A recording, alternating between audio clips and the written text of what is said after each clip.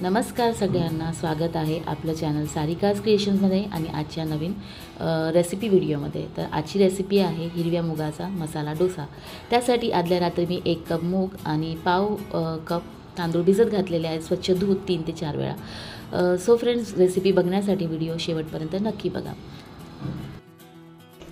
हे बघा, रात्री भिजवलेले मूग आणि 1 वाटी मूग होते आणि पाव वाटी तांदूळ घेतलेले आहेत मी। ते आता मिक्सरला लावून वाटून घेणार आहे। तांदूळ जर नसतील घालायचे ना, तर जेव्हा हे आपण मूग वाटून घेऊ त्याच्यामध्ये तुम्ही 1 ते 2 चमचे तांदळाचे पीठ घालू शकता। चला आता आपण हे वाटून घेऊयात। सो आता आपण पाहणार आहोत मैसूर डोसा जो मी बनवणार आहे त्याच्यासाठी जी चटणी आपल्याला लावायची आहे किंवा आपण ती खाऊही शकतो नॉर्मल इडली सोबत, डोशासोबत, मसाला डोशासोबत, किंवा जो आज मी हा मुगाच्या डाळीपासून मैसूर डोसा बनवणार आहे त्याला आपण आतून लावणार आहे किंवा त्याच्यासोबतही खाऊ शकतो। तर ती कशी बनवायची आणि त्याच्यासाठी मी काय काय साहित्य घेतले तर चला पाहूयात। इथे घेतले मी थोडीशी कोथिंबीर, 2-3 लसणाच्या पाकळ्या, अर्धा इंच आल्याचा तुकडा, 1 टोमॅटो घेतलाय मध्यम आकाराचा आणि 2 छोटे कांदे। आपल्याला लागणार आहे मिरची पावडर, ही काश्मीरी लाल आहे मिरची पावडर। तुम्हाला तिखट हवी असेल तर ती वापरू शकता आणि ती 1 चमचा घेतली आणि 1 चमचा गुळाची पावडर आहे आणि चवीनुसार मीठ ॲड करायचं आहे। आणि हो, मेन इन्ग्रेडियंट तर राहिलंच चिंच। सो आता आपल्याला सगळं हे एकत्र करून भाजायचं आहे। चला पाहूयात कशी बनवायची ही चटणी। सो तेल तापत आलेलं आहे, त्याच्यात आता आपण जे कांदा, टोमॅटो, लसूण आलं आहे ना, ते सगळं एकत्र आपण टाकून घेणार आहोत।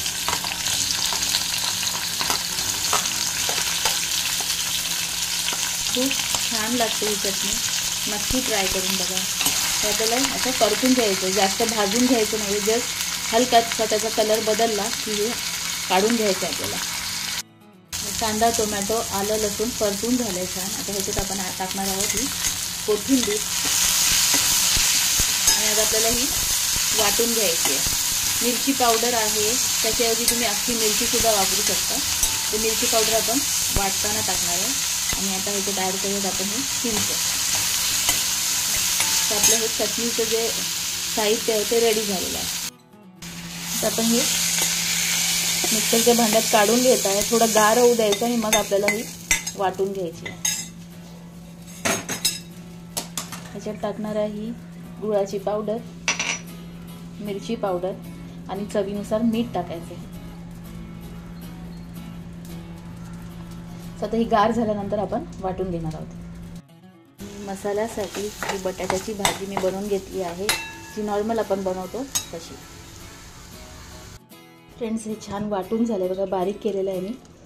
तांदूळ किंवा तांदळाचं पीठ कशासाठी घालायचं ना, त्याच्यामुळे छान असा क्रिस्पी होतो हा डोसा आपला। नाहीतर तांदूळ नाही जर घातले तर तो सॉफ्ट होतो। तर आपल्याला हा मैसूर मसाला डोसा बनवायचा ना, थोडा क्रिस्पी हवा आहे म्हणून मी याच्यात तांदूळ घातलेले आहेत। आणखीन एक टिप फ्रेंड, जर तुम्हाला नुसता असाच बनवायचा असेल, आता मी हा मसाला डोसा बनवून दाखवणार आहे।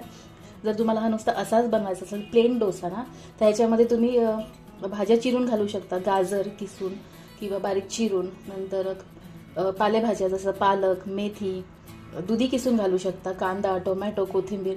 त्याच्याने ते पौष्टिकही बनेल आणि मुलं जी भाजी खात नाहीत ना त्यांना हे आपण देऊ शकतो। आता ॲड करूयात चवीनुसार मीठ आणि छान आपल्याला हे मिक्स करून घ्यायचं आहे। छान हे पीठ आता आपण एकजीव करून घेऊयात आणि आता याचे डोसे करून घेऊयात।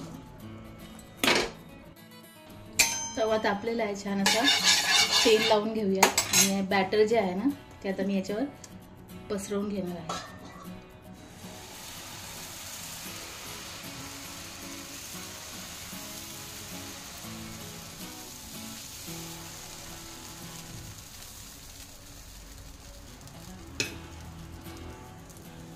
आपला डोसा एका साईडनी भाजलेला आहे।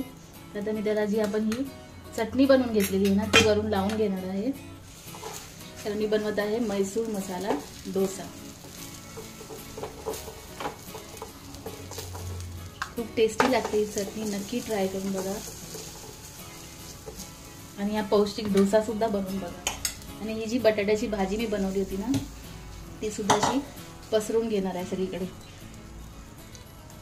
भाजी छान पसरवली आहे। आता हा डोसा आपण आता परतवून घेणार। छान आपला हा मूग डाळीचा पौष्टिक असा मैसूर मसाला डोसा तयार झालेला आहे.